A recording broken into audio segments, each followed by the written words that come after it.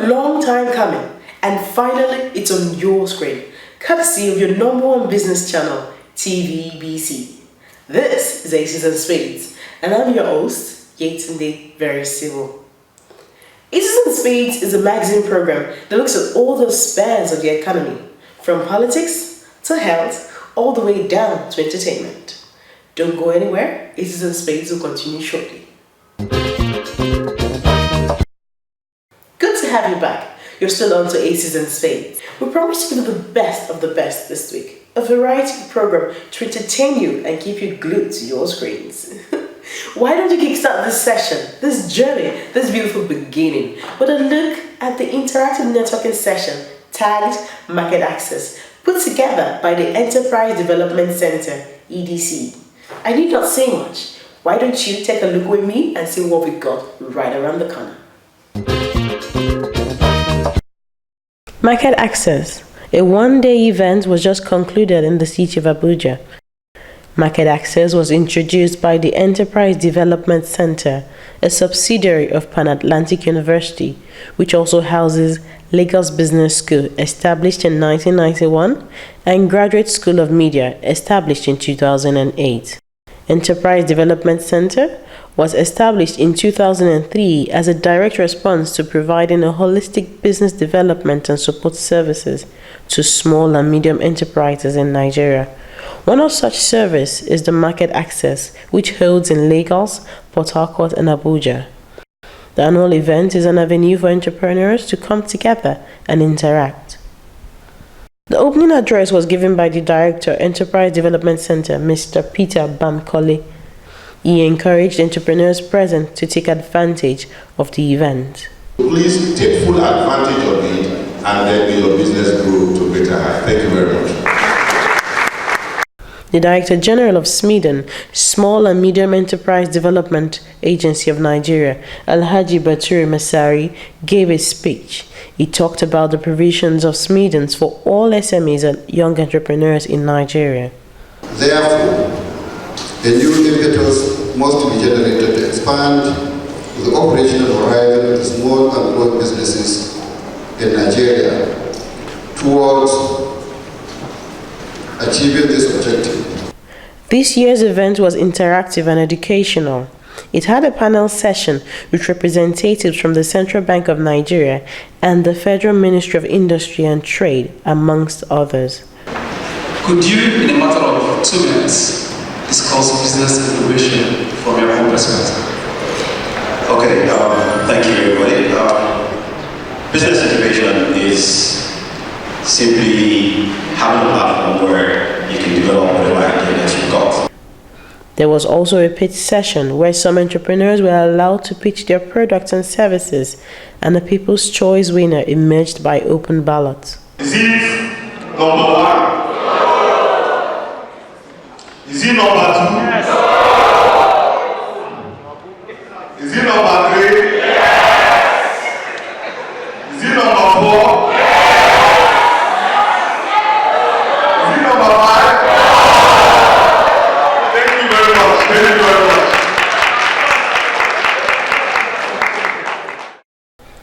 Some of the participants and alumni had this to say. The Market Access has been a wonderful experience to our company because over the past 2 years that we started coming here, it's been able to open our business to a wider range of customer relationship. I went to a business school. I got a scholarship through Goldman Sachs to study entrepreneurship management in Enterprise Development Center. In fact, it was where that my dream got exploded. I'm an EDC alumni. I have a certificate of leadership in entrepreneurial management from EDC, Pan-Atlantic University. I'm also a Goldman Sachs scholar. What we're expected to do is to help other women along the way, monitor, mentor, and help them with their businesses. I did a certificate entrepreneurship program. I was one of the 10,000 women trained by Goldman Sachs around the world. The EDC has put a lot of smiles on individual faces by equipping them for the business world. The Lagos Business School started in 1991 It's a long time.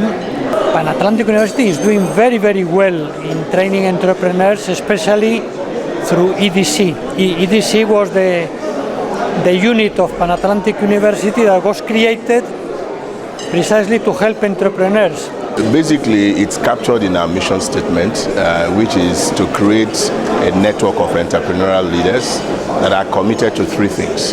First being capacity building, second is process improvement, and thirdly doing all of this with integrity in business. We're here essentially to foster linkages between entrepreneurs so that they can be able to tap into the value chain line of production that individually and collectively they are in across Nigeria. Welcome back. I'm sure you enjoyed that, because I did.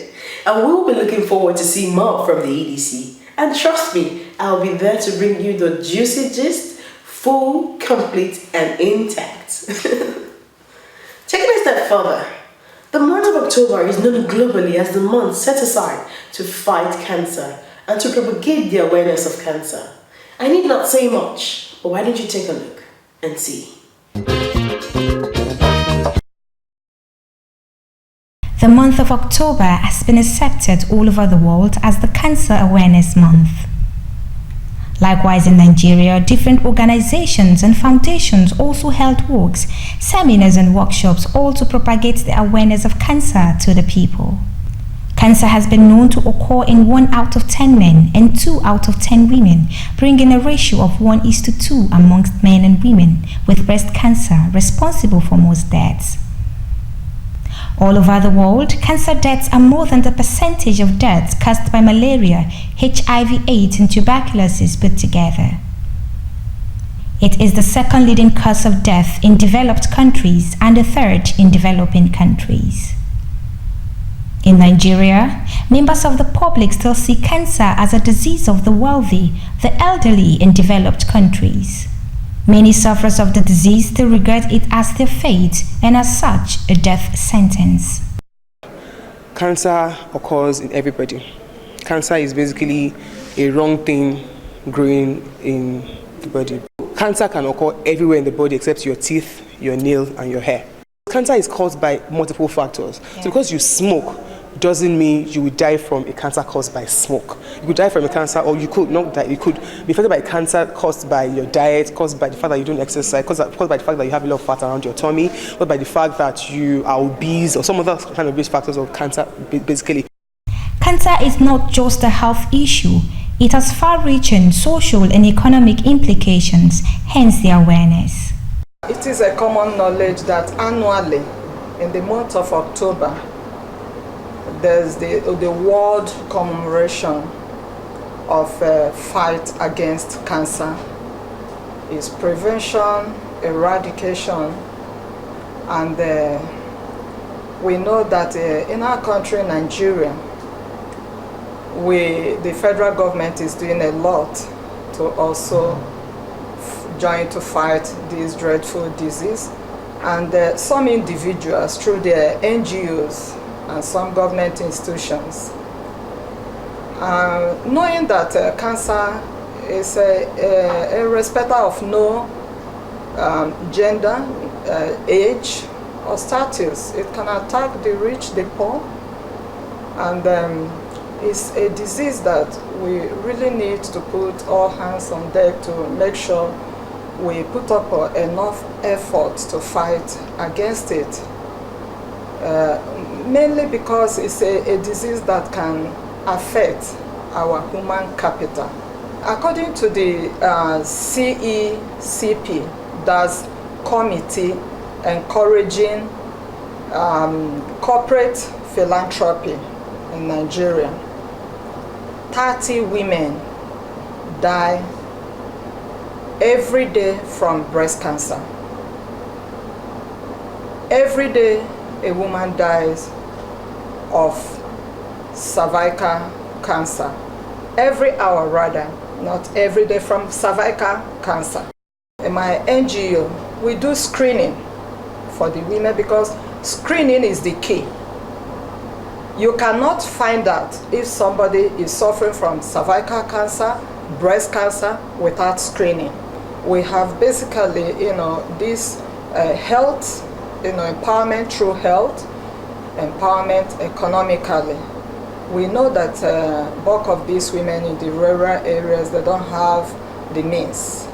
That we have high rates of poverty level in the rural areas. But what we do, we use the local churches to reach out to them, try to encourage the women to do something, because even sedentary life itself encourages diseases, breakdown in health. But when every morning they have the hope of getting up to go out and do something, economic activity, to earn a living, to raise income, to help in their family. At the 7th International Cancer Week in Nigeria, which took place in Abuja, we met with a 13-year cancer survivor. She gives her story and what she's doing to give back to the society. It started with sore throat. Mine was cancer of the tonsil, that is of the throat, which is very bad. It started with like sore throat. I was using warm water and salt to gargle. I thought it was just a normal, sore throat stuff. But the thing is not, healing. Instead, it was becoming worse. So I had to go to an ENT doctor.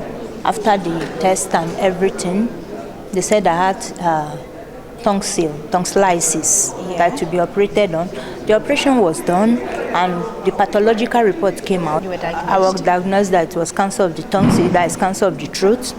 I had to go through chemotherapy and radiotherapy, which I lost most of my hair. In short, I lost the whole of my hair and everything. I lost so much weight. I have a breast cancer free screening at Holy Trinity Catholic Church, Metama. And the doctor, a consultant oncologist, is coming to give a presentation to tell people. And oncology doctors and nurses will be there. And we're also doing hepatitis A and B screening, because if you have hepatitis A and B and it's not well treated, it may develop to cancer of the lung. St. Monica Cancer Foundation, in collaboration with the Catholic Women Organization of Holy Trinity, Metama, Abuja, held a one-day cancer awareness and breast screening workshop. We have the talks on the cancer, we have hepatitis screening, we have blood pressure screening, we have glucose level screening, and of course the breast screening, which is very, very key. People may look at this thing as very small, but I'm telling you, it's big. We are here to give the women education on preventive aspect of healthcare. We're focusing today on cancer of the breast and cervix. The event was targeted at enlightening women on the dangers of cancer and unhealthy lifestyles such as excessive drinking, smoking, eating habits, obesity, and numerous others. The women were taught how to self-examine themselves using a mirror and 3 fingers and how frequent the test should be carried out. It's tender or maybe painful, you know that something unusual is happening. When you do this regularly, of course, by yourself, you will identify when there is a problem. Various health workers, oncology nurses and doctors gave talks and educated the women. We haven't done our best in getting the people aware. That's why we have pockets of workshops here and there, conventions here and there, just to let the people know. I think the government should do more on the awareness program, and the individuals that are concerned with the care of cancer patients should also do more to, make the people aware of the disease, because it's on the increase. People die not just because of the disease, but the inability to meet up with the cost of the drugs, because the cost of treatment can range from 150 to 1 point something, one course, and it's usually 8 courses. So it's very heavy on the individuals. Excessive amount of iron in the system has been linked to individuals actually that suffer this. But our message is that the more you let out this iron, you have a reduced risk of getting certain types of cancer, like a cancer of the colon. So any living cell theoretically can become cancerous. Okay, so it's only that things have to go wrong If the major thing really is in the genetic component of the cell, which controls the cell. If anything goes wrong with the genetic component, it could lead to the runoff of the process of cancer, and cancer the developing. For stage 1 cancers, there's really no big deal about stage 1 cancers. You can actually terminate those ones by surgical management alone. That is, if the disease is still very, very local, and you are certain it's very local, you can go in there and surgically remove the disease, and the patient will just be fine. In fact, you can achieve a cure through that process.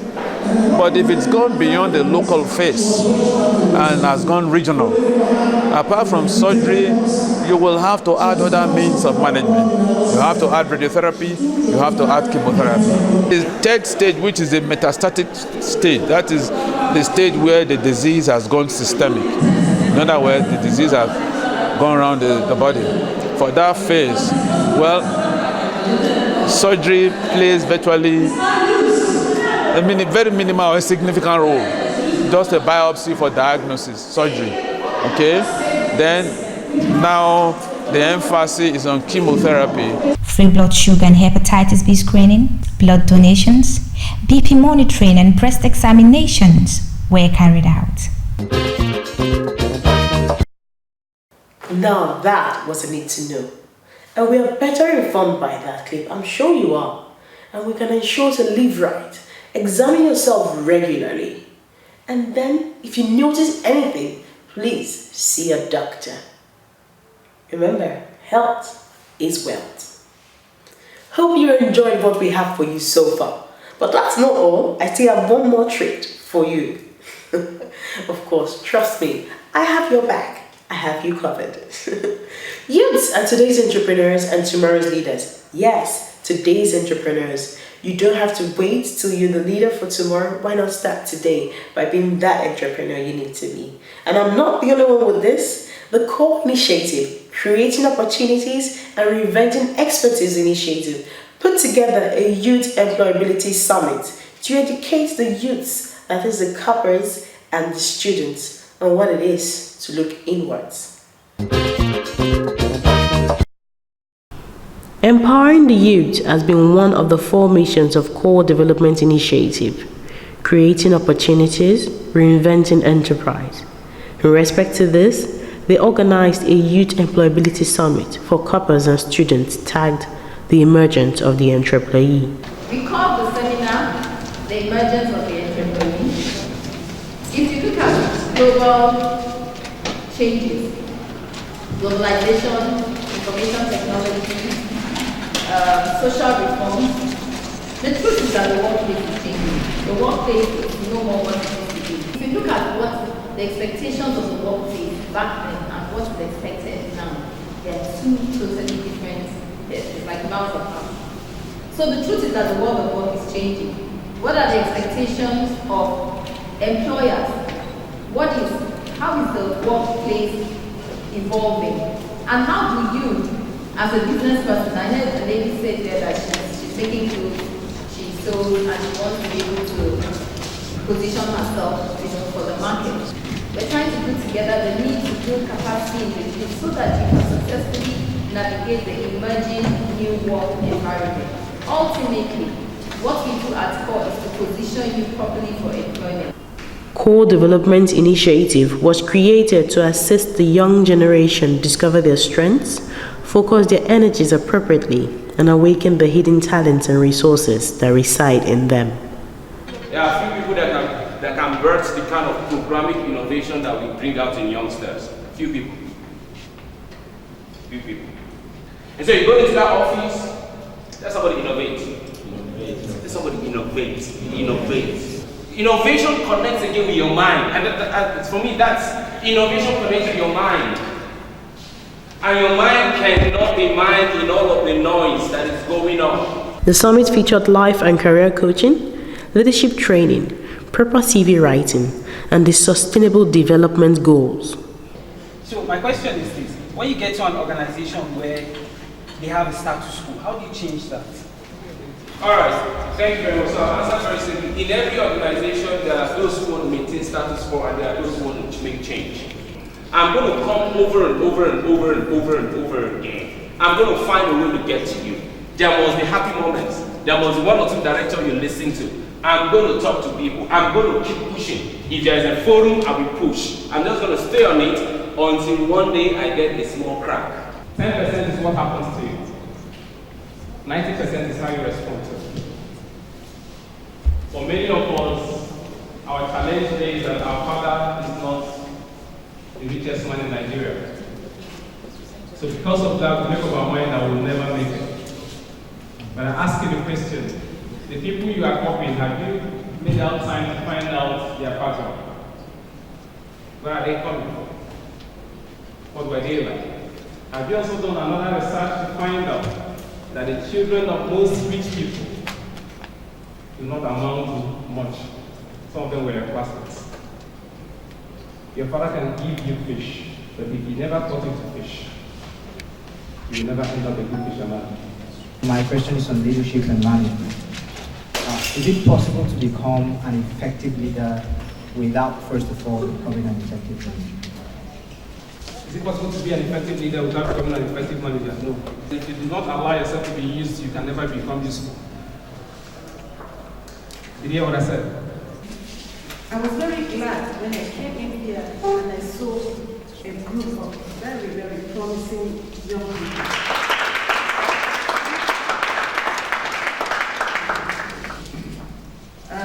You are defined and you are definitely the leaders of Nigeria tomorrow. And if we say we are going to depend on going about with the certificates, then I'm afraid the leadership of tomorrow is also going to be very big for us. You could be an unskilled school leaver, you could be an unskilled graduate, you could be a woman, you could even be a skilled graduate. You could be any of these 4 categories, and ND has something for you to do. Welcome back. Youths out there, well, I need not say much. Do I? No. You have everything in your hands to make it happen. I'll have everything in my hands to make it happen by giving you the best of everything. Don't worry, I'll get you informed, educated, and entertained all in the same clip. Oh, our time flies when you're having fun. But then, as they say, every good thing must come to an end. But don't worry, you keep a date with us. Keep a date with me on this same station, same time next week on Aces and Spades, where we give you the best of everything.